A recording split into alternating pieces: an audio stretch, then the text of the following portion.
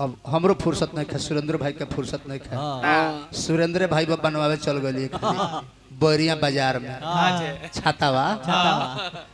दुकानदार से कल की खराब हो गया है बना दीजिएगा, तो दुकानदार कल की हाँ बना देंगे, 100 रुपया लगेगा।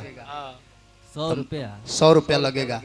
तो मलकाइन पूछ ली सुरेंद्र भाई के इसमें क्या हुआ है, तो कहलस कि इसमें ऊपर से कपड़ा हटाना पड़ेगा और नीचे से डंटा लगाना पड़ेगा।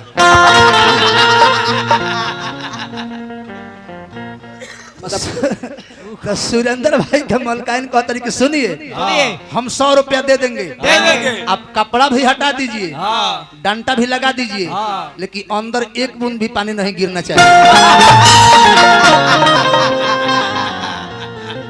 एक बूंद भी अंदर पानी नहीं, माने बरखा बरसे तो एक बूंद भी पानी अंदर ना गिरे। अच्छा कपड़वा फाट गए है। हाँ कपड़वा फाट गए है छतवा के, छतवा के कपड़ा फाट गए। देखिए दशरथ बाबा का मन रहा सुरेंद्र भाई वैसे हम कहने जाने की ना हाँ हम जानते ही बड़ा सुरेंद्र भैया चुटकुला में हम कोनो मजा ले लेना है ना, बाकी का कहबो लिखवाओगे ना चाहिए सो। अब हां दशरथ बाबा का मन रहा तो तनी हो के मन रखे के पड़ी। बाकी अब दशरथ बाबा हमरा से तो कहवा दो नहीं। हां बाकी अब ओने से कोनो उरे पे मत एकरा से कहवा दे। हमरा डर लागला चुटकुला से। हां जी जान जाइए खाली बॉक्सर से हमनी के गाना बजाना को के लौटरो नहीं सो। हां बॉक्सर से गाना बजाना को के लौटर नहीं सो हम सुरेंद्र भाई। तो फेफना में एगो दुकान बा नाश्ता पानी के, सवेरे लिट्टी सब्जी बनेला, हलवा बनेला। तो बेंजी वाला देखले कि बड़ा निमन हलवा बनल बा रोशन भाई काठी के। हाँ बड़ा निमन हलवा बनल बा। अब उतरले तो दुकानदारवा तोतलाह बोले, वो बेंजी वाला कहता कि आई आई आई सुरेंद्र सिंह में बेंजी में बजाई दे आई आई अब के जूजी का हलवा बनौले बनी सूजी के ओकरा कहे के माने सूजी कहे के भाव रहे कि अब के सूजी के हलवा बनौले बनी। हां बाकी चीजें लपटा दे। तो हम कहने कि ठीक बा तरा बोले बेंजी वाला भाई हलवा खा लो शीतलो के खिया दो। ठीक है भाई सन हलवा ना खोल रो। एगो गीत रहल हनु कौन अरे झारस जब बाल सैया जी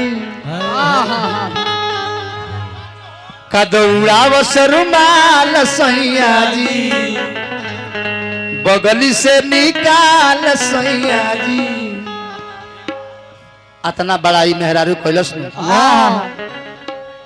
अतना बड़ाई मेहरारू कोइलस तो मर्द कलस की जब तू अतना बड़ाई कोइलू तो हमरो तो तारा खातिर कुछ करही के पड़ी ना। बोले बा तोहरो के करही के पड़ी न कहता लइका यारे मुस्कान आ जाए टप जाई ए दुनिया में हाँ हाँ ए दुनिया में जितना लोग बनल बा ए दुनिया में जितना लोग बनल बा अरे तू ये कहीं पीस बाड़ू हो काजू किशमिश बाड़ू हो अरे साचो के बिया अनैस ना बीस बाड़ू हो छुअत ये कैस बाड़ू हो अरे तहरा नियन ना के हुआ अब लागे।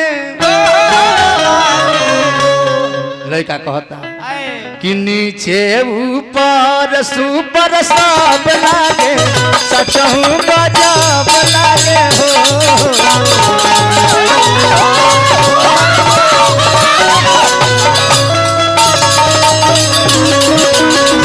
नीचे ऊपर सुपर सब लागे सचहु गजब लागे हो।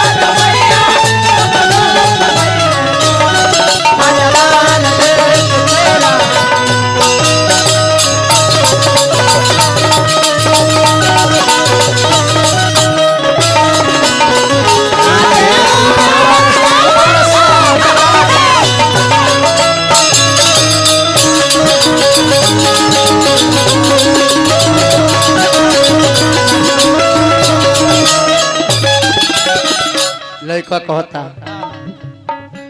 ना जाने खालू कमन चौकी के आटा तो पर समान ताहर को रोतावे टाटा पर समान ताहर को रोतावे टाटा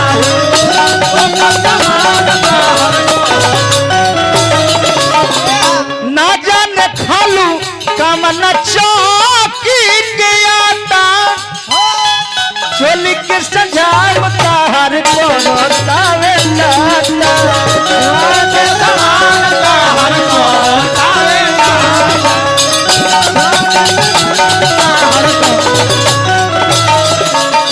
फूलवा गुलाब जैसन लाभ लागे फूलवा गुलाब जैसन लाभ लागे नीचे ऊपर सुपर सब लागे सजहू गजब लागे हो